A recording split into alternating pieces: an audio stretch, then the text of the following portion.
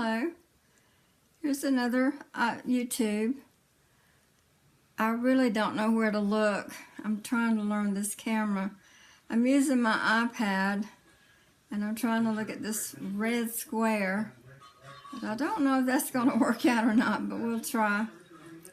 I think I do look a little bit better today, and I am inside. So Desiree, you can hear my southern accent. Shouldn't be drowned out. I had an okay day today. I mean, I didn't feel well, but I felt better than I have on some days, so that is a good thing. Going to the doctor the 20th in Atlanta. Hopefully he can tell me what's going on and what his plan is, and when I have a date to take out the G-tube and maybe another CT scan.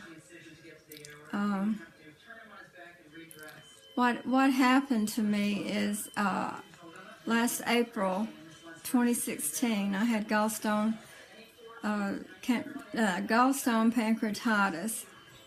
For those of you that don't know, that's where you have a gallstone that blocks your common bile duct, and that can result in pancreatitis, which is what I got.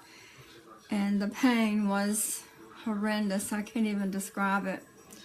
But I went to the hospital, and 3 days later they had to put me on a ventilator because the pancreatitis was so bad that it injured one of my lungs. And so I was on a ventilator for 10 days. And then after I got off the ventilator, I stayed 2 more weeks, and they said I was very weak and I needed my gallbladder removed, but they weren't able to because I wasn't strong enough. So they removed it in June of 2016. And due to the pancreatitis, I got a pseudocyst. And when I got through the gallbladder, I thought everything was fine. I thought, I would be okay. One doctor said that the pseudocyst might clear up, might resolve on its own. Another doctor told me that it wouldn't. Well, me being someone who don't like doctors and that I don't like hospitals, I opted just to see what happened.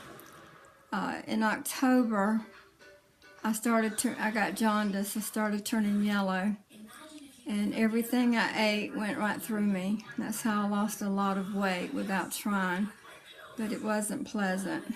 Trust me, it was not pleasant. I don't recommend this. But my skin was yellow, my eyes were yellow. It was awful.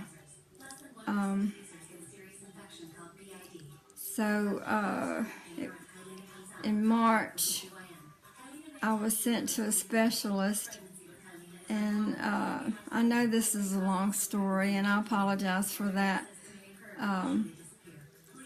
But in March, I saw a specialist, and April the 5th, they tried putting in a stent to the pseudocyst because it had gotten bigger from the year, and it was bulging.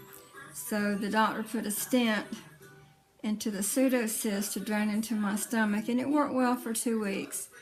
And the doctor was very optimistic.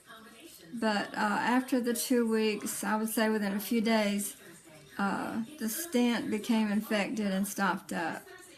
And I got deathly ill. I was throwing up. I work with children, so I thought I had a virus. It just didn't occur to me it was a stent. And I don't know why wasn't that smart, but that's just what I felt.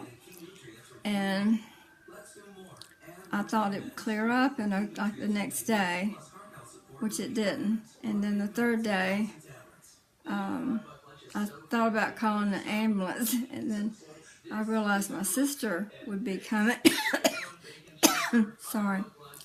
and from work, and that she could take me. So when she got home, she took me to the emergency room, and they transported me to Atlanta. My white blood cell count was 39,000, and I had sepsis, and I was extremely dehydrated. And they took me to Atlanta. Make a long story short, they removed the stents, and a surgeon operated on my pancreas. And as a side note, it's very hard to find it's very hard to find a doctor or surgeon that will operate on a pancreas. They must be very brave men because there's so very few of them. But he cut a hole into my stomach. I really don't know the whole procedure. When I see him the 20th, I'm going to ask him, because when you're real sick and you've been in anesthesia, you sometimes don't ask the right questions. So I want to ask him what he did, because I'm trying to understand. I mean, did he sew the pancreas to my stomach, or is it just going to stay there by itself? Which I don't think that could happen, but I'm not a doctor. But he did cut the hole in my stomach, and then arranged it to where the pseudocyst would drain into my stomach. And the feeding tube was put in because I had lost so much weight in a small amount of time, and he said I was malnourished, and I needed a feeding tube. It was temporary for 8 weeks, so I could try to gain some of my weight back, which I haven't. In fact, I've lost more weight. It's been very hard to eat. I don't have an appetite. I do try to make myself eat, but I'm full in a short amount of time. I mean, there's so much food around, and food that I really like. People have been trying to feed me, but it's like I can't eat it. And it's very frustrating. It's very frustrating. And but I mean, I know God's with me, but the main reason I want to talk about this is it seems like there's so little information about pancreas and what can happen, and the pseudocyst. I mean, I'd never really heard that. I mean, if I did, it just wasn't. It was in passing. And to clear something up, I've never drank. This isn't due to alcoholism. I'm not a drinker. You know, I don't do drugs. I mean, this came from a gallstone that blocked the common bile duct that caused a wave of destruction, basically. But I just have to be positive and feel like, heck, this girl's going to get better. I have a very positive support system. I have a good family. I have good friends. I mean, I don't know what I would do without them. But thank you for listening to me. I mean, I appreciate you listening to me.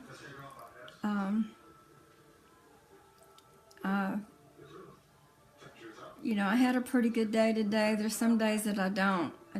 I just hurt, and I don't feel well. I don't have a lot of strength. And then there's other days that I can do things. I can clean house. I can, you know, do things that I normally did before I got sick. So, you know, I feel like that's a good thing. And, but like I said, I believe in prayer, and I believe God's going to be with me. And, you know, I'm going to be fine. I really will. But I appreciate y'all looking at my video. And if you have any questions or anything, just let me know, and I'll try to answer them. But I hope everyone has a good day, and thanks for watching. Okay, bye.